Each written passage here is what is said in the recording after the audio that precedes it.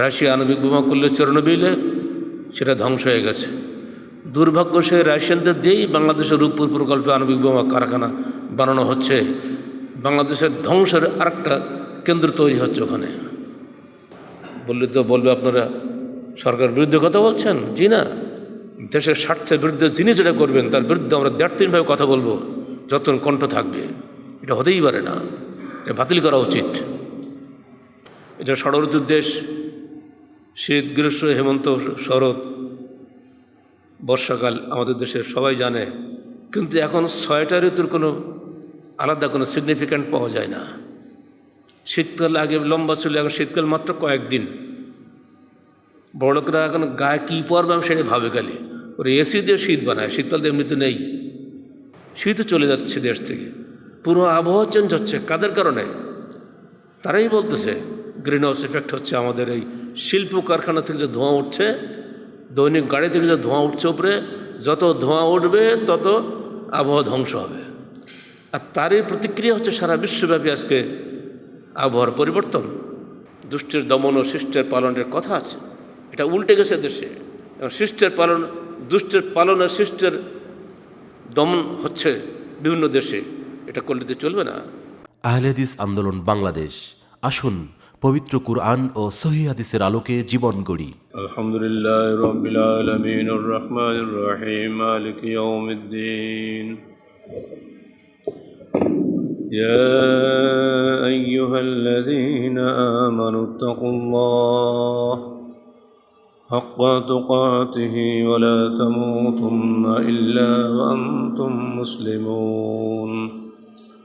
يا أيها الناس اتقوا ربكم الذي خلقكم من نفس واحدة وخلق منها زوجها وبث منهما رجالا كثيرا ونساء واتقوا الله الذي تساءلون به والأرحام إن الله كان عليكم رقيبا. يا أيها الذين آمنوا اتقوا الله وقولوا قولا سديدا يصلح لكم أعمالكم ويغفر لكم ذنوبكم ومن يطع الله ورسوله فقد فاز فوزا عظيما. أما بعد فقد قال الله تعالى في الكلام المجيد: فأعوذ بالله السميع العليم من الشيطان الرجيم. بسم الله الرحمن الرحيم. ولقد ذرأنا لجهنم كثيرا من الجن والإنس لهم قلوب لا يفقهون بها ولهم أعين لا يبصرون بها ولهم آذان لا يسمعون بها أولئك كالأنعام بل هم أضل وأولئك هم المفلحون أولئك هم الغافلون. সূরা আরাফ 179। যাবতীয় হামদ ও সানা আল্লাহ রাব্বুল আলামিনের জন্য এবং যাবতীয় দরুদ ও সালাত তার শেষ নবী মুহাম্মদ রাসূলুল্লাহ সাল্লাল্লাহু আলাইহি ওয়াসাল্লামের জন্য। আজকের এই বর্ষণক্লান্ত দিনে এবং বজ্রপাত প্রবণ এলাকায় বসবাস করে সব কিছু উপেক্ষা করে আল্লাহর ডাকে সাড়া দিয়ে আল্লাহর ঘরে যেসব মুসল্লি ভাই ও বোনেরা এসেছেন তাদেরকে অন্তরের অন্তঃস্থল থেকে ধন্যবাদ জানাচ্ছি, দোয়া করছি আল্লাহ পাক তাদের ইমানি জাজব যেন আরো বৃদ্ধি করে দেন। আজকে বহু মসজিদ ফাঁকা। বহু পূর্বেই আল্লামা ইকবাল দুঃখ করে গেছেন मस्जिदें मुर्से खा है कि नमाजी न रहे, रैनी और साहिब औसाफ हिजाजी न रहे, रह गई रस्म आदा रूह बिलाली न रही, फलसफा रह गया तलकीन गजाली न रही। आजाনের নিয়ম জারি আছে, বেলালের রূহ হারিয়ে গেছে। মসজিদ আছে বিশাল বিশাল, মসজিদ শোক করছে, মুসল্লি নাই। উনি মারা গেছেন 1938 সালে, তার আগেই এগুলো গেয়ে গেছেন।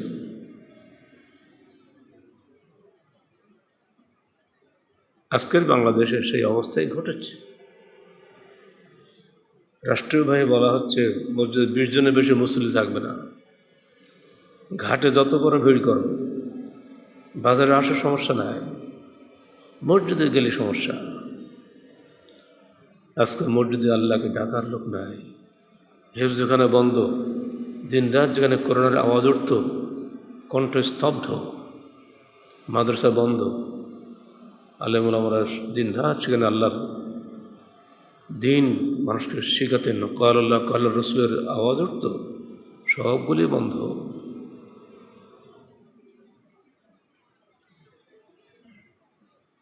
যখন জমিনে একজনও আল্লাহ বলা লোক থাকবে না, তখনই কিয়ামত হবে। কিয়ামতের পূর্বলক্ষণ সবই এসে গেছে। অতএব বান্দা সাবধান। আল্লাহ বলছেন, ওয়ালাকাদ যারানা লিজাহান্নামা কাসীরাম মিনাল জিন্নি ওয়াল ইনস, আমরা জাহান্নামের জন্য বহু জিন ও ইনসানকে সৃষ্টি করেছি। লাহুম কুলুবুল লা ইয়াফকাহুনা বিহা, তাদের হৃদয় আছে কিন্তু বুঝে না। ওয়ালাহুম আয়ুনুন লা ইউবসিরুনা বিহা, তাদের চোখ আছে কিন্তু দেখে না। ওয়ালাহুম আযানুন লা ইয়াসমাউনা বিহা, তাদের কান আছে কিন্তু শোনে না। উলাইকা কাল আনআমি বাল হুম আদাল, ওরা হলো পশুর মতো, বরং তার চাইতে নিকৃষ্ট। উলাইকা হুমুল গাফিলুন, মূলত এরা হলো উদাসীন। মক্কায় নাজিল হওয়া এই সূরা মূলত জ্ঞানী শ্রেষ্ঠ আবু জাহল, আবু লাহাব বা তাদের সাথীদের লক্ষ্য করেই নাজিল হয়েছিল। তৎকালীন আরবে শ্রেষ্ঠ জ্ঞানী হিসাবে যিনি পরিচিত ছিলেন, তার নাম আবুল হাকাম, জ্ঞানের পিতা। তিনি সব বুঝেছিলেন, ইসলাম বোঝেন নাই, আর সেজন্য তার নাম পরবর্তীকালে হলো আবু জাহাল, মূর্খদের বাপ। এ যুগেও যারা জ্ঞানী বলে পরিচিত, তারা দুনিয়াবি বহু কিছুই বুঝে, আল্লাহকে চিনে না, রসুলকে জানে না, কোরআন হাদিস বুঝে না। আবু জাহেলের সঙ্গে পুরা মিল। আর সেজন্যই এক একে নেমে আসছে পৃথিবীতে গজবের পর গজব। ওটা আসবেই, এদেরকে হুঁশিয়ার করার জন্য আসবে। আল্লাহ বলছেন, সানাস্তাদরিজুহুম, আমরা তাদেরকে আস্তে আস্তে টান দেবো। যেমন জেলে মাছ জাল ফেলে দিয়ে ধীরে ধীরে ধীরে ধীরে টেনে নিয়ে চলে আসে, মাছ খুব লাফালাফি করে, যে ড্যাঙে ওঠে তখন সর্বনাশ, এ কোথায় ফাঁদে পড়ে গেলাম। আল্লাহ বলছেন, সানাস্তাদরিজুহুম, ধীরে ধীরে ডেকে নিয়ে আসি, ক্লোজ করি। উমলি লাহুম, তাদেরকে ঢিল দেই। ইন্না কায়দি মাতিন, আমার এই ঢিল দেওয়াটা কৌশল, কঠিন কৌশল, এগুলোতে বাঁচানোর বুদ্ধি নেই কারণ। একটা একটা আসছেই। যখন এইডসের গল্প শুনলাম, কাকে এইডস বলে আল্লাহ জানে। পরে দেখি এ তো বহু পূর্বেই ছিল। খলিফা আব্দুল মালিক ইবনে মারওয়ান বলছেন, যদি আল্লাহ পাক কোরআনে লুত কওমের ঘটনা না বলতেন, তা আমরা জানতেই পারতাম না যে লুতি কারবারটা কী জিনিস। আজকের পৃথিবী বলছে এই লুতি কর্ম যারা করে তারাই তো এইডসের মূল হোতা। আজকে বিশ্বব্যাপী লুতি কারবার চলছে, পুরুষে পুরুষে জেনা চলছে, সর্বত্র চলছে এগুলো। ফলে আল্লাহ এইডস পাঠিয়ে দিয়েছেন। হাইকোর্ট, সুপ্রিম কোর্ট রায় দিচ্ছে মানুষ তার ব্যক্তি স্বাধীনতা যা খুশি তাই করবে, এতে বাধা দেওয়া যাবে না। জি না, ব্যক্তি স্বাধীনতা পশুরও আছে, মানুষেরও আছে। ব্যক্তি স্বাধীনতা সর্বত্র প্রশংসনীয় নয়।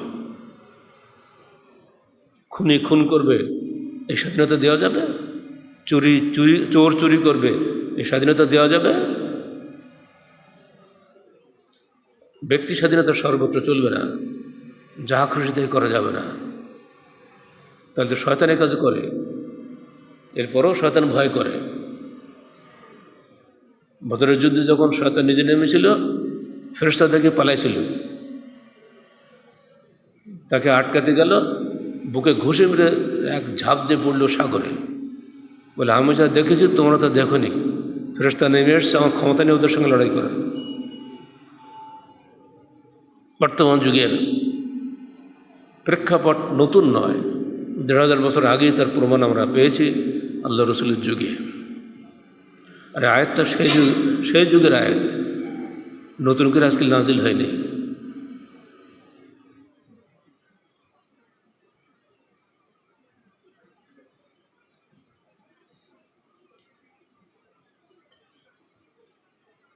কয়েকটা ঘটনা শোনেন, জাহান্নামীদের বাস্তব পরিচয় দেখেন, একবারে টাটকা। গত ৩১শে জুলাই ও ১ আগস্ট, শনি ও রবিবার, খুলনা জেলার পাইকগাছা উপজেলার গদাইপুর ইউনিয়নের ৯৫ বছরের বৃদ্ধ মেসের আলী, ৮৬ বছরের স্ত্রী সোনাভান, জীবন্ত ৪ ছেলে সুন্দর সংসার ধর্ম করে, কেউ আশ্রয় দেয়নি। ছেলেরা সব সম্পত্তি লিখে নিয়েছে, নিঃস্ব পিতামাতা। বাজারের এই প্রচণ্ড বর্ষার মধ্যে কোথাও আশ্রয় না পেয়ে বাজারের এক দোকানের চালের নিচে, পিছনের দিকে, যেখানে সামনের দিকে না, বারান্দায় না, পিছনের দিকে চালের নিচে, অথবা ১ আর ২ জায়গা থাকে না, ওটুকু জায়গায় বৃদ্ধা 2 দিন না খেয়ে না দিয়ে কাটিয়েছে। বাজারের লোকজন কেউ হয়তো বাদাম দিয়েছে, কেউ হয়তো একটু পানি দিয়েছে, এই করে 2 দিন বেঁচেছিল। পরে খবরটা উপজেলা প্রশাসনের কাছে পৌঁছে যায়। ইউএনও সাহেব এবং ওসি সাহেব এসে তাকে উদ্ধার করেন। 4 ছেলেকে ডেকে আনা হলো ইউএনও অফিসে। সেখানে ইউএনওর সামনে 4 ছেলে ঝগড়া লাগাইছে, কেউ বাপকে নিবে না। তখন কঠোর হয়েছেন ইউএনও সাহেব, 3টাকে দিয়েছে আদালতে পাঠিয়ে। শেষে ভয়ে বড় ছেলে রাজি হয়েছে, তার জিম্মায় দিয়েছেন, বলে এই বৃদ্ধার ভরণ পোষণের পুরো দায়িত্ব আমার, তোমরা খালি বাড়িতে জায়গা দাও। এরা কি জান্নাতি না জাহান্নামী? আমরা ওটা বলবো না। তাদের নমুনাগুলো এই। মুসলমানের ঘরে যে এত বড় বদমাশ তৈরি হয়েছে কল্পনাই করা যায় না। এলাকাটা আমি চিনি, আমি গেছি ওই এলাকায়। ৯৫ বছরের বৃদ্ধ, ছবি দিয়েছে পত্রিকায়। ৮৬ বছরের মা বেঁচে আছে, 4টে ছেলে বেঁচে আছে। এ যুগে কোনো মানুষকে এটা কল্পনা করতে পারে? হ্যাঁ, আল্লাহ রসুল বলছেন, লা তারকাবুন্না সুনানা মান কানা ক্বাবলাকুম, তোমরা অবশ্যই ইহুদি নাসারাদের মতো অবস্থা তোমাদের হবে, তোমরা তাই করবা। তার ভবিষ্যৎবাণী যে কত বাস্তব, টাটকা আমরা তো দেখলাম, আমাদের জীবনে যা দেখছি। এই অমানুষ, এদের শাস্তির কোনো বিধান নাই। বিধান কি জানেন? 2013 সালের আমাদের সরকার একটা আইন করেছেন, পিতামাতার ভরণ পোষণের আইন। অথচ মুসলিম কান্ট্রিতে এই আইন কোনো দরকার ছিল না, কিন্তু ভরণ পোষণ নাকি অনেকে করছে না, সেজন্য বাদ দিয়ে সরকার আইনটা করেছেন। কিন্তু একটা সমস্যা হয়ে গেছে, বলা হয়েছে বাপ মাকে আবেদন করতে হবে, তাদেরকে বাদী হতে হবে। এই বৃদ্ধ বাপ মাকে বলা হয়েছে, বলছে আমার ছেলেদের বিরুদ্ধে আমার কোনো অভিযোগ করব না, আল্লাহ ব্যবস্থা করবে। এখন ইউনূস সাহেব আর ওসি সাহেব ভাবছেন কোন আইনি ফেলা যায়, আইন তলাশ করছে। যদি তারা দেশটা যদি ইসলামী আইনে চলতো, ওখানে উনি ফয়সলা দিতেন, 4 ছেলেকে ওইখানে পিটি হাড়াড্ডি চূর্ণ করে দিয়ে বলবে একটা বাপমার পাহাদের ক্ষমা চা, তারপরে বাড়ি যা। কোরআনের নির্দেশনা রয়েছে, ওয়াকাদা রাব্বুকা আল্লা না'বুদা ইয়াহু ওয়া বিল ওয়ালিদাইনি ইহসানা। বাস, এক কথা শেষ। সূরা বনু ইসরাঈলতে এই নম্বর আল্লাহ পাকের সিদ্ধান্ত এই, আল্লাহ ব্যতীত কাউকে তোমরা অবশ্য মানবে না এবং বাপ মায়ের প্রতি অবশ্যই সদাচরণ করবে। হে 4 জন ছেলে, বাপ মায়ের সঙ্গে সদাচরণ করনি, অতএব তোমাদের পিটানি ছাড়া আর কোনো ব্যবস্থা নাই। রাজি হও, বাপমার হাত পা ধরো, তারপরে তোমার ব্যবস্থা হবে। এক কথা শেষ। আর আইন কি? আবার আইন তো কোরআনে আছেই। আইন হলে খালি পিটানো।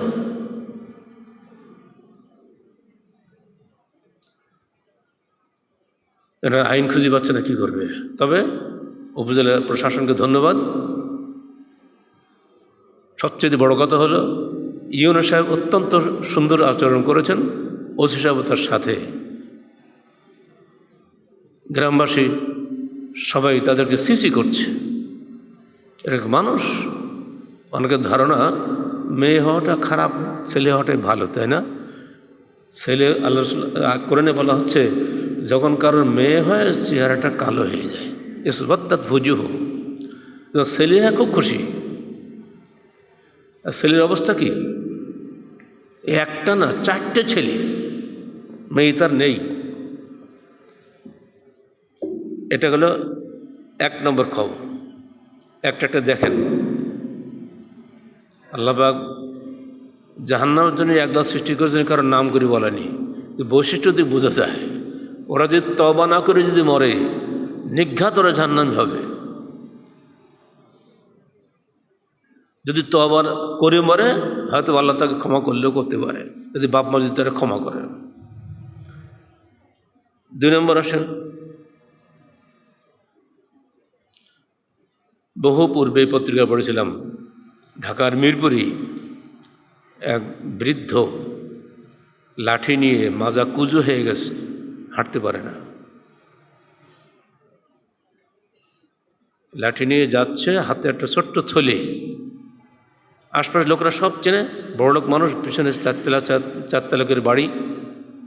4 ছেলের প্রত্যেকেরই 4 তালাকের বাড়ি। কেউ দাদা, কেউ চাচা, কেউ বাবাজি, কোথাও যাচ্ছে, কী ব্যাপার? বৃদ্ধ কোনো কথা বলছে না, চোখ দিয়ে ঝরঝর পানি পড়ছে। সবাই দাঁড়িয়ে গেছে, কী ব্যাপার? এই আপনি বাড়ি যাবেন না, এদিক কেন? হাতে লাঠি এদিক যাচ্ছেন? যাচ্ছি, আল্লাহ যেখানে আমাকে আশ্রয় দিয়েছে। মনে পড়ে কোরআনের সেই কথা, যখন ইব্রাহিম এবং তার সাথীদেরকে বের করে দিয়েছিল তার বাপ এবং তার কওম। ইব্রাহিম কি বলেছিলেন? ইন্নী যাহিবুন ইলা রাব্বি সায়াহদিন। আমি চললাম আমার প্রতিপালকের দিকে, নিশ্চয় তিনি আমাকে পথ দেখাবেন। অথচ ইব্রাহিম ছিলেন তৎকালীন সময়ের ইরাকের একজন মন্ত্রীর সন্তান। তার বাপ ছিল ইরাকের নমরুদের মন্ত্রী, ধর্মমন্ত্রী। তার কোনোটাই কিছু অভাব ছিল না, কিন্তু শুধু আকীদার কারণে, তৌহিদের কারণে, রিসালাতের কারণে, আল্লাহর প্রতি একক আনুগত্যের কারণে তাকে বহিষ্কার করা হলো। সে যাওয়ার সময় মনের দুঃখে যা বলেছিলেন ওটাই আল্লাহ পাক কোরআনে বলেছেন, ইন্নী যাহিবুন ইলা রাব্বি সায়াহদিন। আমি চললাম আমার প্রতিপালকের দিকে, সত্তর তিনি আমাকে সুপথ দেখাবেন। এই বৃদ্ধ বোধহয় এই কথাই বলেছে বাংলায়, যাচ্ছি যেদিকে মন যায়।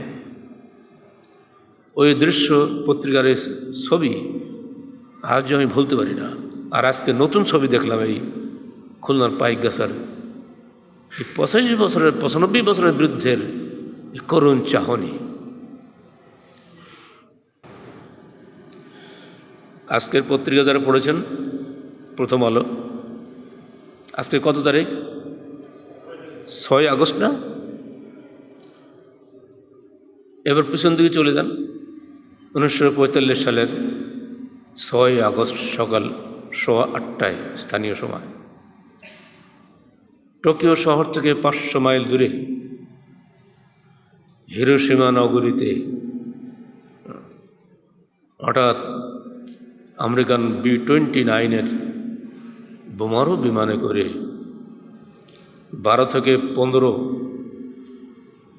কিলোটন TNT ওজনের লিটল বয় নামক আণবিক বোমা নিক্ষেপ করা হয়। পৃথিবী কখনোই এই বোমা এর আগে দেখেনি। মানুষ কেবল সকালে ঘুম থেকে উঠছে, বাচ্চারা স্কুলে যাওয়ার জন্য প্রস্তুতি নিচ্ছে, হঠাৎ করে এই বোমা নিক্ষেপে মুহূর্তের মধ্যেই চোখের পলকে 80,000 মানুষ দুনিয়া থেকে বিদায় হয়ে গেল। সেই তেজস্ক্রিয়তায় মরতে মরতে এ যাবৎ প্রায় 2.5 লাখ লোক মরে গেছে। সেখানে এখনও মূর্তি আছে, সেখানে কোনো ঘাস জন্মে না। সেখানে মা বোনদের পেটের সন্তান বিকলাঙ্গ হয়ে বের হয়। এত কঠিন বোমা। আর এখন 12-15 কেন, তার চাইতে 100 কিলোটনের চাইতেও বেশি ক্ষমতা সম্পন্ন বোমা তৈরি করেছে আমেরিকা, রাশিয়া, এই সমস্ত তথাকথিত গুন্ডা রাষ্ট্রগুলি। এদেরকে ভদ্র বলাই তো ঠিক না। যারা মানুষ মারার অস্ত্র তৈরি করে দিনরাত একটা চিন্তাতেই থাকে, ওর তো গুন্ডা, ডাকাত। মানুষ ছাড়া দুনিয়া অচল, আর সে মানুষকে তারা হত্যা করার জন্য সবসময় পরিকল্পনা করে। এরা ভদ্র, এরা বানিয়েছে নিরাপত্তা পরিষদ, মানে নিজেদের নিরাপত্তা পরিষদ বানিয়েছে, অন্য লোক মরুক যায় আসে না। আজকে সেই 6 আগস্ট ভদ্র নাম ধরে এই লোকগুলা ভদ্রতার মুখোশ পড়ে পৃথিবীতে যে ধ্বংসযজ্ঞ চালিয়েছে, করোনার প্রতিটি কথার সঙ্গে মিলে যাচ্ছে। শুধু ওই একটা বোমা মেরে ওরা ঠান্ডা হয়নি, 3 দিন পর 9 আগস্টে আরেকটা বোমা মেরেছে আরেক শহরে, নাগাসাকিতে। সেখানেও চোখের পলকে নিমেষে হারিয়ে গেল 40,000 মানুষ। তারপর থেকে আজও মরতেছে। ফলে 15 আগস্ট জাপান ঘোষণা করল নিঃশর্ত আত্মসমর্পণ, আমি আর যুদ্ধ করব না। আজকের দিবস উপলক্ষে জাপানের সম্রাট বাণী দিয়েছেন, পৃথিবী যেন এরকম নিষ্ঠুরতার সম্মুখীন আর কখনো না হয়। জাপানে সংবিধানে আইন করে দেওয়া হয়েছে কোনোদিনও যেন আণবিক বোমা তৈরি করা না হয়। ফুকুশিমাতে ওরা করতে গিয়েছিল, নিজেরাই ওটা আস্তে আস্তে আস্তে আস্তে নিভিয়ে দিচ্ছে। রাশিয়া আণবিক বোমা করলে চেরনোবিলে, সেটা ধ্বংস হয়ে গেছে। দুর্ভাগ্য সে রাশিয়ানদের দিয়েই বাংলাদেশের রূপপুর প্রকল্পে আণবিক বোমা কারখানা বানানো হচ্ছে। বাংলাদেশের ধ্বংসের আরেকটা কেন্দ্র তৈরি হচ্ছে ওখানে। বলা হচ্ছে এটা নাকি খুবই উন্নত হয়ে দেশের। জি না, যদি এটি উন্নত হইতো তাহলে জাপান এবং রাশিয়ার মতো দেশ তারা পারমাণবিক প্রকল্পের নিজেদের হাতে গড়া কেন্দ্রগুলি ধ্বংস করে দিত না। আর তাদেরকে দিয়ে বাংলাদেশে বানানো হচ্ছে। বললে তো বলবে আপনারা সরকার বিরুদ্ধে কথা বলছেন। জি না, দেশের স্বার্থের বিরুদ্ধে যিনি যেটা করবেন তার বিরুদ্ধে আমরা 1.5-3ভাবে কথা বলবো, যতক্ষণ কণ্ঠ থাকবে। এটা হতেই পারে না, এটা বাতিল করা উচিত। পায়রাতে যে 1320 মেগাওয়াট সম্পন্ন বানানো হচ্ছে, খুব গল্প হচ্ছে, খুব গল্প। কয়লা ভিত্তিক প্রকল্প। বিজ্ঞানীরা বলছেন ওটা হলে ওইখানে আগামী 30 বছর পরে হাজার হাজার মানুষ মরবে, এমনিতেই আবহাওয়া নষ্ট হবে। রামপালে প্রকল্প করা হচ্ছে, ভারতটা নিজের দেশে করতে দেয়নি, ওই ভারতের লোকেরা এসে বাংলাদেশে বানাচ্ছে। সারা বিশ্ব নিন্দা করছে, করোনা সুন্দরবন ধ্বংস হয়ে যাবে। সুন্দরবন বাংলাদেশের ফুসফুস, অক্সিজেন উৎপাদনের কারখানা না, করবেই সরকার, করছে। গায়ে বল আছে। জি না, কদিন থাকবো তোমরা? কদিন পরে তো মরবা। বয়স তো 70 ছাড়িয়ে গেছে, বেশি দিন বাঁচা যাবে না তো, আল্লাহর মার চলে আসবে। কিন্তু ধ্বংস হবে তোমার পরবর্তী বংশধররা। এত ভালোবাসার গল্প করো না, হাজার হাজার মানুষ ধ্বংস হবে আগামীতে এই সমস্ত অপকর্মের কারণে। অতএব দূরদর্শিতা থাকা ভালো, বিচক্ষণতার সাথে কাজ করা ভালো।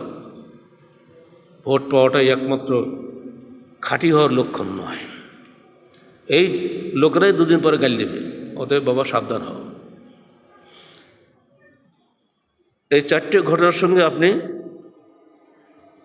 কোরআনের আয়াতটা শোনেন, আল্লাহ কি বলছেন?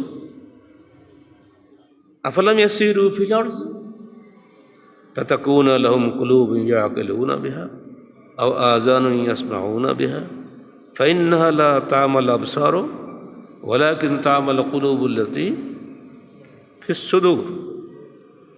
সূরা হজ 46। এই মানুষের যা আফলাম ইয়াসিরু ফিল আরদ, তোমরা কি দুনিয়া ঘুরতে পারো না? ফাতাকুনা লাহুম কুলুবুন ইয়াকিলুনা বিহা, ঘুরলে তোমাদের কল্পগুলা জ্ঞান হাসিল করত। আযানুন ইয়াসমাউনা বিহা, তোমাদের কানগুলো শুনতে পেত। ওই দেখো নাগাসাকি দেখো, হিরোশিমা দেখো, ফুকুশিমা দেখো, চেরনোবিল দেখো, ঘুরতে পারো না তোমরা? খালি ঘরে বসে টিভি দেখো। আল্লাহ ধমক দিচ্ছে, ফাইন্নাহা লা তা'মাল আবসার। এবার আল্লাহ সিদ্ধান্ত দিচ্ছেন আসলে ওদের চোখ অন্ধ হয়নি, ওয়ালাকিন তা'মাল কুলুব, তোর কল্প অন্ধকার হয়ে গেছে। আল্লাহ ফিস সুদূর, যা বুকের মধ্যে লুকোনো থাকে। চোখ অন্ধ হয়নি, চোখ ঠিক আছে, কল্প অন্ধকার হয়ে গেছে। কালকে কী খাবো সেই চিন্তা করা ঠিক না, 100 বছর পরে কী হবে সেই চিন্তা করাই ভালো। এই বিচক্ষণতা নিয়ে যারা চলেন দুনিয়াতে, তাদেরকে আল্লাহ ভাই কথা বলছেন, তোমরা পৃথিবী দেখো, ঘুরে ঘুরে দেখো, তাহলে বুঝতে পারবা বিগত 6টি জাতি ধ্বংস হয়েছে তাদের নেতাদের অদূরদর্শিতার কারণে। ফিরআউনের কওম গেছে, নূহের কওম গেছে, লুতের কওম ধ্বংস হয়েছে, তাদের ধ্বংস এখনও পর্যন্ত আছে। এগুলো দেখে তোমরা শেখো। আমরা বানিয়েছি পর্যটন কেন্দ্র, খেলা করার কেন্দ্র। জি না, খেলা না, ওখান থেকে বহু কিছু শেখার আছে, শিখতে হয়। এবার আসেন, গত বুধবার কি হলো, আজকে কী বার? শুক্রবার। তো পরশুদিন ছেলে বউ, নববিবাহিত ছেলে শ্বশুরবাড়িতে আছে, তাকে আনার জন্য বাপ নিজে লোকজন নিয়ে আনন্দের সঙ্গে যাচ্ছেন। দুপুরবেলা প্রায় পৌঁছে গেছে ঘাটে, হঠাৎ আসলো ঝমঝম করে বৃষ্টি। 29 জন লোক নিয়ে নৌকাটা ঘাটে ভিড়লো, উঠলো সবাই। ঘাটের ধারে চালা থাকে না একটা ছোটো কিছু মানুষ বসার জন্য, চালা গিয়ে সব উঠেছে। ছেলে মামুন তখন উঠতে পারেনি, হঠাৎ সেই সময় বজ্রপাত হল। সেখানে চোখের পলকে মামুন তার বাপকে, তার ভাইকে, তার দুলাভাই সহ এই 17 জন মানুষ ওইখানেই নিহত হলো। বরং ইন্না লিল্লাহি ওয়া ইন্না ইলাইহি রাজিউন। বাকি 12 জন চাঁপাইনবাবগঞ্জের 250 বেড হাসপাতালে পড়ে আছেন। জানি না সেখানেও আর কোনো সংখ্যা বাড়বে কিনা। আমরা খুব সুন্দর করে বলবো, এইগুলো প্রাকৃতিক দুর্যোগ, আমাদের তো কিছু করার নাই। জি হ্যাঁ, করার আছে কিনা এটা আমরা জানি। সারা বিশ্বে বজ্রপাত হয়, খালি বাংলাদেশে হয় না, পার্শ্ববর্তী ভারতেও বজ্রপাত হয়। এগুলো প্রতিরোধ করার যন্ত্র আবিষ্কার হয়েছে বহু আগে। আমরা আমাদের বাংলা মতে জানি যে তাল গাছ রোপণ করলে বজ্রপাত দূর হয়। এই জন্যে কিছু কিছু ভাই আছেন আমাদের, যেমন মেহেরপুরে এক ভাই, আমাদের নওগাঁর এক ভাই, রাস্তার দুধারে তাদের জীবনের সাধনাই হচ্ছে তাল গাছ লাগানো। যারা আপনারা নওগাঁ রোডে গিয়েছেন দেখবেন রাস্তায় বহু তাল গাছ। ওই ব্যক্তির নামটা আমি এখন ভুলে যাচ্ছি, তার নামটা আসলে পত্রিকা এক সময়। ঠিক মেহেরপুরে যান আপনি, দেখবেন বাউন্দির আশপাশ থেকে রাস্তা চলতে থাকেন, বহু তাল গাছ। ওনার সাধনাই হচ্ছে আমি তাল গাছ রোপণ করবো, কারণ বজ্রপাত থেকে বাঁচার কোনো উপায় নাই। হ্যাঁ, আমাদের সরকারও তাই করেছিলেন। খুশির খবর যে আগে 10 লাখ রোপণ করেছেন, আবার 1 কোটি নাকি রোপণ করা হয়েছে। আমরা তো একটাও দেখতে পাই না। কাগজে কলমে কত যে কি হচ্ছে, বাস্তবতা দেখি না। শুধু তাই নয়, লাইটেনিং অ্যারেস্টার নামে যে পোল আছে, আজকের আধুনিক বিশ্ব এর মাধ্যমে বজ্রপাত থেকে অনেক নিজেদের আত্মরক্ষা করতে সমর্থ হয়েছে। এমনকি ভারতের মতো দেশেও বজ্রপাত নিরোধক অ্যাপ করেছে। সেই অ্যাপ অর্থাৎ মোবাইলে যার কাছে থাকবে সে অন্ততপক্ষে আধা ঘন্টা থেকে 1 ঘন্টা আগেই জানতে পারবে অমুক জায়গায় বজ্রপাত হবে, মানুষ সাবধান হবে না? ওরা পারলে আমরা কেন পারি না? খালি উন্নয়নের গল্প, কোটি কোটি টাকা প্রতি একনেকের বাজেট হচ্ছে, এ টাকা যাচ্ছে কোথায়? অতএব মানুষ আর এখন অত বোকা নেই। প্রাকৃতিক দুর্যোগগুলো চালিয়ে দেবেন, প্রকৃতির যিনি সৃষ্টিকর্তা সে আল্লাহর কাছেই কাঁদুন। আল্লাহ বলে দিচ্ছেন ওদের চোখ আছে কিন্তু ওরা দেখতে পায় না, হৃদয়টা অন্ধ হয়ে গেছে। ইন্নাল্লাহু লা ইয়াযলিমু লিল আবিদ, আমি আল্লাহ কখনই আমার বান্দার উপর জুলুমকারী নই, জুলুম তোমরাই নিজের উপর করে ফেলে দিচ্ছ। অথবা আল্লাহকে দায়ী করলে তো হবে না। সমস্ত আবহাওয়া পরিবর্তন হয়ে গেছে। এখন গ্রীষ্মকালে গ্রীষ্ম নেই, বর্ষাকালে বর্ষা নেই। গ্রীষ্মের এত লম্বা হচ্ছে গরমে ঘরে বসা যাচ্ছে না। এখন বর্ষাকালে শ্রাবণ মাস না, এখন কোথায় শ্রাবণ? শ্রাবণ নিয়ে কত কবিতা পড়তাম আমরা আগে ছোটবেলায়, শ্রাবণী ধারা বলতাম, শ্রাবণের খবরই নেই। এটা ষড় ঋতুর দেশ, শীত গ্রীষ্ম হেমন্ত শরৎ বর্ষাকাল আমাদের দেশের সবাই জানে, কিন্তু এখন 6টা ঋতুর কোনো আলাদা কোনো সিগনিফিক্যান্ট পাওয়া যায় না। শীতকাল আগে লম্বা ছিল, এখন শীতকাল মাত্র কয়েকদিন। বড়লোকরা এখন গায়ে কী পরবে আমি সেটা ভাবে খালি, ওরা এসি দিয়ে শীত বানায়, শীতকাল তো এমনিতে নেই। এত কাপড় চোপড় কী করবে, গাতে পরতে হবে, তো এসি জোরেতে সেখানে কোট প্যান্ট পরে বক্তৃতা করে। শীতও চলে যাচ্ছে দেশ থেকে, পুরো আবহাওয়া চেঞ্জ হচ্ছে। কাদের কারণে? তারাই বলতেছে গ্রিন হাউস এফেক্ট হচ্ছে আমাদের এই শিল্প কারখানা থেকে যে ধোঁয়া উঠছে, দৈনিক গাড়ি থেকে যে ধোঁয়া উঠছে উপরে, যত ধোঁয়া উঠবে তত আবহাওয়া ধ্বংস হবে। আর তারই প্রতিক্রিয়া হচ্ছে সারা বিশ্বব্যাপী আজকে আবহাওয়ার পরিবর্তন। পৃথিবীর একদিকে দাবানল জ্বলছে, তুরস্ক, Greece, Italy, America, Canada, England, সব জায়গায় আগুন, জাহান্নামের আগুন জন্য আল্লাহ দুনিয়া পাঠিয়ে দিয়েছেন। ঠেকানোর কোনো বুদ্ধি নাই। কোথাও তো দাবানল হলে কেউ বলতে পারে 70 কিলোমিটার দূরে সেখানে হঠাৎ আগুন জ্বলে উঠতেছে, কী হলে বলতে পারে না। এগুলো আল্লাহ একটা একটা দেখাচ্ছেন। আবহাওয়াকে আপনি টাচ করেছেন, ফলে সব নষ্ট হচ্ছে। প্রাকৃতিক আবহাওয়া আল্লাহ সৃষ্টি করেছেন, সেই আবহাওয়ায় কোনো মানুষকে আল্লাহ পাক কষ্ট দিবেন না, কারণ তিনি পরিষ্কার বলে দিয়েছেন সাখারা লাকুম মা ফিস সামাওয়াতি ওয়াল আরদ, আসমান জমিনে যা কিছু আমরা করেছি আল্লাহ সবই তোমাদের কল্যাণের জন্য, তোমাদের অকল্যাণের জন্য না। কিন্তু আমরা যখনই কোনো বজ্রপাত হচ্ছে প্রাকৃতিক দুর্যোগ, জি না, এটা বলবেন না। এখন সবই মানুষ জানতে পারছে, বিজ্ঞান এগিয়ে চলেছে, আমরা কেন পিছিয়ে থাকব? অতএব সংশ্লিষ্ট সবাইকে করোনা আয়াতগুলো মনে করে দিচ্ছি। আল্লাহ বলছেন ওমাইয়া আশো আন যিকরির রহমানে নুকাইয়িজ লাহু শায়তানান ফাহুয়া লাহু কারিন। যে ব্যক্তি তার রহমানের অর্থাৎ আল্লাহর জিকির থেকে মুখ ফিরিয়ে নেয়, আমরা তার জন্য একটা শয়তানকে তার বন্ধু বানিয়ে দিই। ওয়াইন্নাহুম লায়াসুদ্দুনা আনিস সাবিল, ওয়াইন্নাহুম লায়াসুদ্দুনাহুম আনিস সাবিল। শয়তানরা তাদেরকে সোজা রাস্তা থেকে সরিয়ে দেয়, তারা সোজা পথ দেখতে পায় না, বন্ধ করে রাখে। ওয়াহসাবুনা আন্নাহুম মুহতাদুন, আর তারা মনে করে আমরা হেদায়েতের উপরে আছি, আমরা সঠিক পথেই আছি। ফিরআউন বলেনি তার কওমকে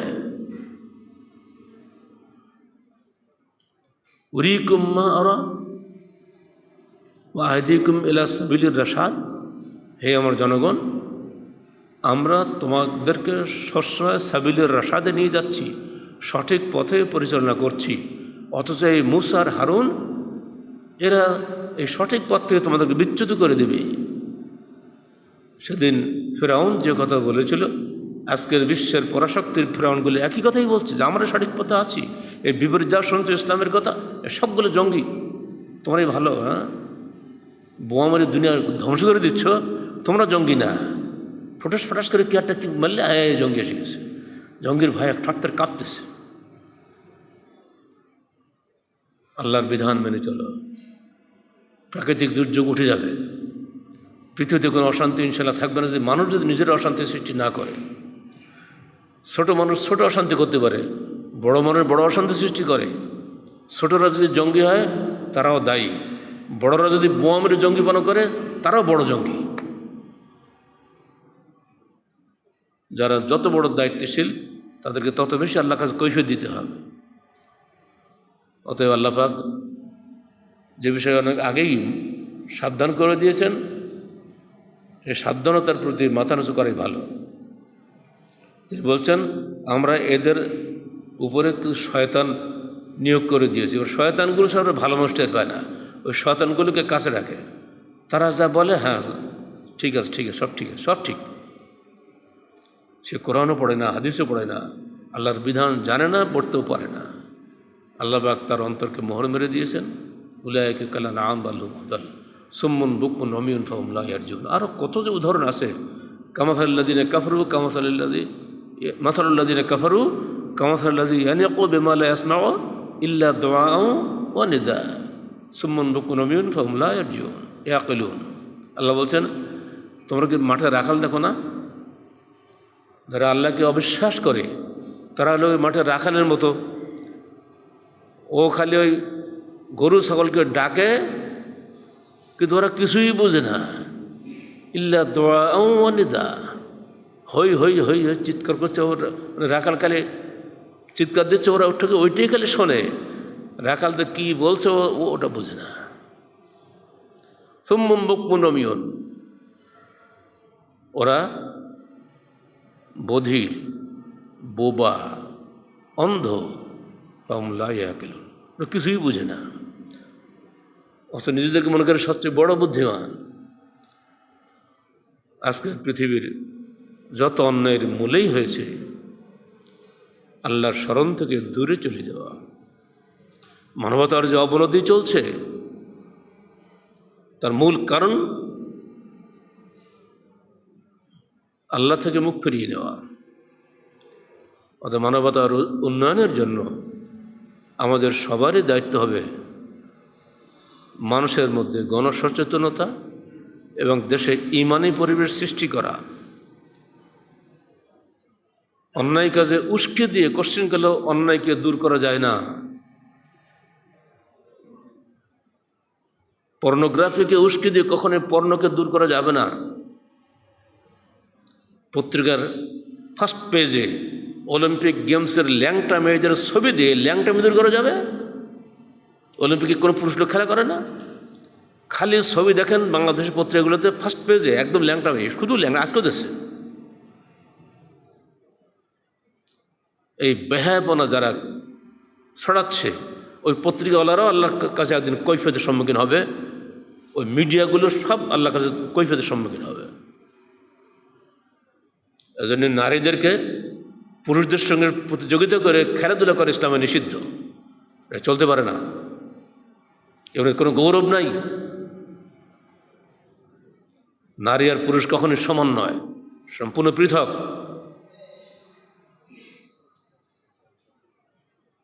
অধিকারে উভয়ে সমান, কিন্তু কর্তব্যে সম্পূর্ণ বিপরীত। নারী ও পুরুষের খাওয়ার অধিকার একই, বাঁচার অধিকার একই, ভরণ পোষণের অধিকার একই, কিন্তু কর্তব্য লিররাজালে আলাইহিন্না দারাজা, নারীর উপরে পুরুষের শ্রেষ্ঠত্ব অবশ্যই আছে। কি কোন দিক দিয়ে? পুরুষের কর্তব্য হলো নারীকে রক্ষা করা, নারীর হেফাজত করা, নারীর মান সম্মান ইজ্জত সব কিছুর হেফাজত করা মূল দায়িত্ব হল পুরুষের। নারী নিজেকে কখনো নিজে বিয়ে দিতে পারে না, নারী নিজে কখনো নিজের ইজ্জত রক্ষা করতে পারে না। পাগল সরকারগুলো আছে দেশে, বিভিন্ন দেশে, তারা এখন নারীকে কি কায়েকওয়ান না কি বলে, যুদ্ধ করে কি করে ওকে, আরে বাবা নামটা বললাম তোমরা, একটা কি কি বলে এই মোটো গুলি আমাদের এই বিল্ডিং নিচে খেলায়, যারা না জিম কেন আর কিছু বলো, ওদেরকে জিমন্যাস্টিক বানাচ্ছে এখন, যে নারী যেন নিজেকে নিজে রক্ষা করতে পারে। ও যতই হাত পা ঠেলাঠালি করুক না করো, পুরুষের এক থাপ্পড় দিয়ে 3 দিন পরে থাকবো। আল্লাহ পুরুষকে শক্তিশালী বানিয়েছে, ওকে দুর্বল বানিয়েছে। তুই পারবে কেমন করে? যত ট্রেনিং দাও, মন্ত্রীরা শোনাচ্ছে নারীকে ট্রেনিং দাও যাতে শক্তিশালী হতে পারে, ও নিজের ইজ্জত রক্ষা করতে পারে। জি না, নারী পুরুষ সর্বক্ষেত্রে সমান নয়। নারীর সৃষ্টি পুরুষের সৃষ্টি সম্পূর্ণ পৃথক। অধিকার সমান, কিন্তু দায়িত্ব কর্তব্য পৃথক। নারীর দায়িত্ব নারীর, পুরুষের দায়িত্ব পুরুষের। একজন নারীর ইজ্জত রক্ষা করার জন্য 4 জন পুরুষকে আল্লাহ সেখানে সেট করে দিয়েছেন। ওই নারীর বাপ, ওই নারীর ভাই, ওই নারীর সন্তান ছেলে এবং ওই নারীর স্বামী, এই 4টা পুরুষ একটা নারীকে হেফাজত করবে। পুরুষের জন্য কোনো নারীকে আল্লাহ এরকম রক্ষা করে দেননি। অতএব অধিকার আর কর্তব্যের পার্থক্য না বুঝে কিছু পাগল আছে বাংলাদেশে, মাথায় বসে আছে, এরা সবসময় দিনরাত চিল্লাচিল্লি করতেই আছে। না, ইসলাম যেভাবে নির্দেশনা দিয়েছে সেভাবে চললেই শান্তি। এই বিপরীত পথে গেলেই ট্রেন লাইনচ্যুত হয়ে যাবে। আজকে লাইনচ্যুত পৃথিবীতে আমরা বসবাস করছি, সব জায়গায় একই অবস্থা। ধনী রাষ্ট্রগুলো নিজেরাই খালি খাচ্ছে, পৃথিবীর 99% খাদ্য 1% লোকে ভোগ করছে। সমস্ত হিসাব নিকাশ এই যারা দিচ্ছেন তাদের হিসাবেই আমরা বলি। এত বেশি উন্নয়নের গল্প করবেন না। মানুষের মানবতা সবার আগে। মানবতা যদি দেশে না থাকে, দেশের লাভটা কি? কুড়ি ঘরে বাস করব, কিন্তু মানুষই বসবাস করব। বিল্ডিংয়ে পশুই বাস করার কোনো প্রয়োজন নাই। আমাদের বাপদাদারা কখনো বিল্ডিংয়ের চেহারা দেখেনি, কিন্তু তাদের মানবতার সামনে আমরা কিছুই না। এই যে 4-5টা ঘটনাগুলো শুনলেন, সবগুলি টাটকা ঘটনা। আর একটা খালি 1945 সালে ঘটনা, তাও কিন্তু খুব বেশি দিনের নয়। এই ঘটনা যে কোনো সময় হতে পারে। 71-এর যুদ্ধের সময় আমরা দেখেছি মানুষকে কীভাবে হত্যা করা হয়েছে, কোনো বিচার নেই, কিছুই নেই, সমানে গুলি আর গুলি। সে দৃশ্য মনে আসলে এখন শরীর থরথরে কাঁপে। আজকে দেশের প্রেসিডেন্ট শেখ মুজিবকে তার সব পরিবারে হত্যা করলো কারা? তারা এই দেশের মুসলমানরা না? নিজ হাতে করা সেনাবাহিনীর লোকরা না? ওর কি মানুষ? নিরীহ বাচ্চাদেরকে, মা বোনদেরকে যারা হামলা করে মেরেছে, দুনিয়ার বিচার যাই হোক গা, আল্লাহর বিচার থেকে বাঁচার কোনো ক্ষমতা তাদের নাই। হুনায়নের যুদ্ধে বিজয়ী সেনাপতি মোহাম্মদ রসুল্লাহ সাল্লাল্লাহু আলাইহি সাল্লাম ঘুরছেন, হঠাৎ করে একটা নারীর লাশ, এই সবটা লাশ, এই নারীকে কে মারল? আর তা আসামি পাওয়া যায়। যুদ্ধের মধ্যে কখন কোন ফাঁকে কে কীভাবে পড়ে গেছে কে খবর রাখে?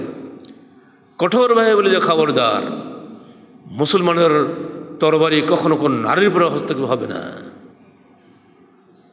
ওদের যুদ্ধে আবু দুজানার সামনে হঠাৎ করে এক নারী কণ্ঠ, আরে এখানে নারী কণ্ঠ কেন? এক কপে মাথা উড়িয়ে দেবে, নিজেকে স্টপ করে দিন, না অসম্ভব, আমি বীর মুসলমান, আমার অস্ত্র কোন নারীকে আঘাত করতে পারে না। পরে দেখা গেল ওই মেয়েটিকে আবু সুফিয়ানের স্ত্রী। বিরোধী দলীয় নেতার স্ত্রীকে হাতে পেয়ে মুসলমান মারেনি, কারণ সে নারী। পুরুষের দায়িত্ব নারীকে রক্ষা করা, কোনোদিন নারীকে হত্যা করা নয়। আজকে হচ্ছে কি? 1981-এর 31শে মে চট্টগ্রামে যে নৃশংস হত্যাকাণ্ড ঘটেছিল জিয়া রহমান সাহেবের উপরে, এটা কি ভুলে যাওয়ার মতো? তারই হাতে গড়া সৈনিকেরা তাকে বুক ঝাঁঝরা করে দিয়েছিল। শেখ মুজিবের হাতে গড়া লোকেরাই তাকে হত্যা করেছিল। বারান্দার উপরে পড়ে থাকত লাশটা, তারাই গিয়ে ওখানে আবার মন্ত্রিত্বের শপথ নিল। হাতে গড়া লোকরাই কিন্তু সর্বনাশ করে মনে রাখবো সবসময়। 2 প্রেসিডেন্টের হত্যাকাণ্ডে আমরা অবশ্যই দুঃখিত, মর্মাহত। যারা মেরেছে তাদের শাস্তি দুনিয়া কি হবে, আমরা আখিরাতে চূড়ান্ত শাস্তি দাবি করি আল্লাহর কাছে। এবং এই সমস্ত মানুষ দেশবাসীর জন্য যে কল্যাণ করে গেছেন, তাদের কল্যাণ আল্লাহর বাস্তে হলে অবশ্যই তারা আল্লাহর নিকটে উত্তম পুরস্কার লাভ করবেন। আগামীতে যেন এই ধরনের কোনো মর্মান্তিক ঘটনা বাংলার জমিনে না ঘটে, সকল মানুষের প্রতি আমাদের সেই দাবি থাকবে, সাবধান। যারা যেটুকু খেদমত করে গেছেন দেশের জন্য, সেইগুলোকে আমাদের অবশ্যই মূল্যায়ন করা উচিত।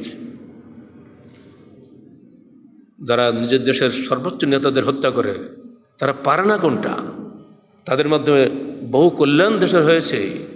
যদি এখন আমরা ওইগুলো বলতে যাই, এটা আলাদা বক্তৃতা হবে, যা করার ক্ষমতা আমাদের নাই। আল্লাহ পাক তাদের তৌফিক দিয়েছিলেন, আল্লাহ পাক তাদের মধ্যে সে কাজগুলো জনগণের জন্য করিয়ে নিয়েছেন। জনগণের উচিত ছিল শুকরিয়া আদায় করা, কৃতজ্ঞতা স্বীকার না করে অকৃতজ্ঞ যারা হয়, তাদের ইহকালে পরকালে কোথাও মুক্তি নাই। দেশে বিদেশে বিভিন্ন ইতিহাস আমাদের সামনে ভাসছে, কোথাও কোনো শান্তির খবর নাই। আমরা চাই শান্তি। বড় বড় মেগা প্রকল্প দরকার নাই, মানুষ বাঁচানোর মেগা প্রকল্প নিন।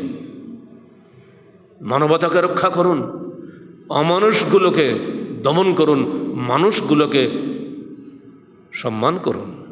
ইনশাল্লাহ দেশে আল্লাহর রহমত নেমে আসবে। এর বাইরে অন্য কোনো পথঘাট খোলা নাই। আমি আবারও আয়াতটা বলি, ওয়ালাকাদ যারানা লিজাহান্নামা কাসীরাম মিনাল জিন্নি ওয়াল ইনস লাহুম কুলুবুন লা ইয়াফকাহুনা বিহা ওয়া লাহুম আ'য়ুনুন লা ইবসিরুনা বিহা ওয়া লাহুম আযানুন লা ইয়াসমাউনা বিহা উলাইকা কাল আনআমি বাল হুম আদাল উলাইকা হুমুল গাফিলুন। আমরা সৃষ্টি করেছি জিন ইনসানের মধ্যে বহু লোককে জাহান্নামের জন্য, যাদের হৃদয় আছে কিন্তু বুঝ নাই, যাদের চোখ আছে কিন্তু দেখে না, কান আছে কিন্তু শোনে না। ওরা হলো চতুষ্পদ জন্তুর মতো, বরং তাদের চাইতে নিকৃষ্ট। ওরা হলো উদাসীন, বিলাসিতায় উদাসীন, নিজের আনন্দে ভুলে গেছে দুনিয়া সবাই। বাল্লুম আদাল আল্লাহ কেন বললেন? এর প্রমাণ দুটো শুনতে হলে। কুত্তা সবচেয়ে খারাপ না? পত্রিকা এসেছিল, চীনে এক হাসপাতালে ওই কুকুরের মনিবটা চিকিৎসাধীন ছিল। কুকুরটা প্রতিদিন হাসপাতালের সামনে যেয়ে বসে থাকতো যে মনিব বের হবে, কিন্তু মনিব যখন মারা গেছে এ থেকে খবর সে জানে না। 80 দিন পর্যন্ত ওই কুকুরটা ওই রাস্তায় বসে আছে। পরে লোকের নজরে পড়ল, ব্যাপারটা কি? না খেয়ে না দিয়ে কুকুরটা রাস্তা ধারে পড়ে আছে কেন? যাই হোক, লোকেরা তাই খাওয়া দাওয়া করে আমাদের তাজা করেছে। পরে কুকুরটা কার, অনেক কষ্ট করে তথ্য বের হলো যে কুকুরটার মালিক ছিল ওই মনিব, যিনি এখান থেকে 80 দিন পূর্বে মারা গেছেন এখান থেকে। সে তো পশু। এইসব মানুষরাই পশুর চেয়ে নিকৃষ্ট না? তারা নিজের বাপকে বাড়িতে স্থান দেয় না? আরও শোনেন,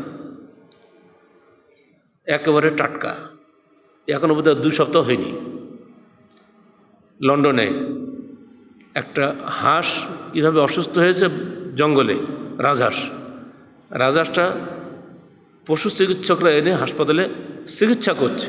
সে কোথায়? শহর থেকে অনেক দূরে না, জঙ্গল তো শহরে হয় না।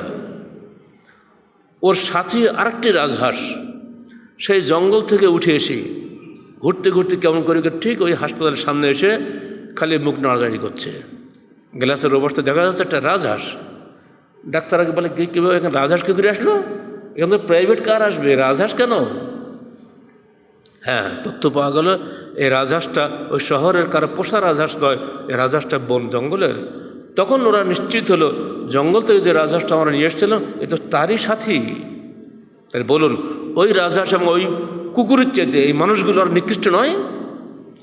এটা রাজহাঁসের যে মানব প্রেম আছে, সাথী প্রেম আছে, এই পাইক গাছের জানোয়ারের সে বাপ মায়ের প্রতি সে ভালোবাসা নাই।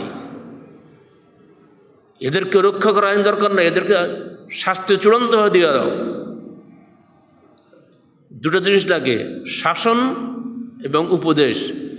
শাসন যদি অন্যায়ের বিরুদ্ধে হয়, দুষ্টুর বিরুদ্ধে হয়, তাহলে দেশে শান্তি হয়। উল্টা হলে তো চলবে না। দুষ্টের দমন ও শিষ্টের পালনের কথা আছে, এটা উল্টে গেছে দেশে। এবং শিষ্টের পালন, দুষ্টের পালন আর শিষ্টের দমন হচ্ছে বিভিন্ন দেশে, এটা করলে তো চলবে না। আল্লাহর বিধান বাস্তবতা দেখে দিয়েছেন আমার নবী। বনি মখজুম গোত্রের অত্যন্ত সম্ভ্রান্ত একটি গোত্র মক্কার, যে গোত্রে আবু জাহেলের জন্ম, সেই গোত্রের একটা মহিলা চুরি করেছে। এখন তাকে বাঁচাতে হবে। আল্লাহ রসুলের সবচেয়ে প্রিয়কে নাতি উসামা বিন জায়েদ।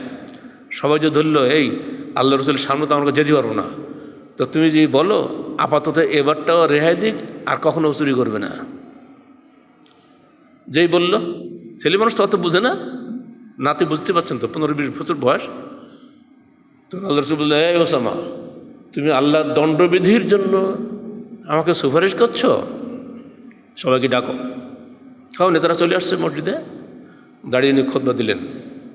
শুনে রাখো, তোমাদের পূর্বেকার জাতি ধ্বংস হয়েছে এই কারণে যে তাদের কোনো ধনী মানুষ বা কোনো সম্ভ্রান্ত মানুষ যখন চুরি করত, তাকে তারা ছেড়ে দিত, আর যখন কোনো দুর্বল মানুষ চুরি করত, তার উপরে তারা দণ্ডবিধি কায়েম করত।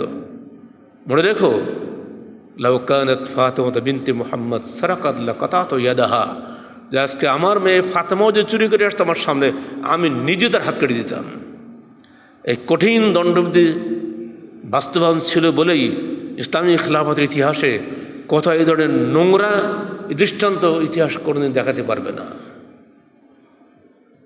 আল্লাহ পাক আমাদেরকে সত্যিকার অর্থে দুষ্টের দমন ও শিষ্টের পালন এবং আল্লাহর বিধান মেনে চলার তৌফিক দান করুন। আমিন। আকুলু কওলি হাযা আস্তাগফিরুল্লাহ লি ওয়া লাকুম ওয়া লিসাইরিল মুসলিমিন।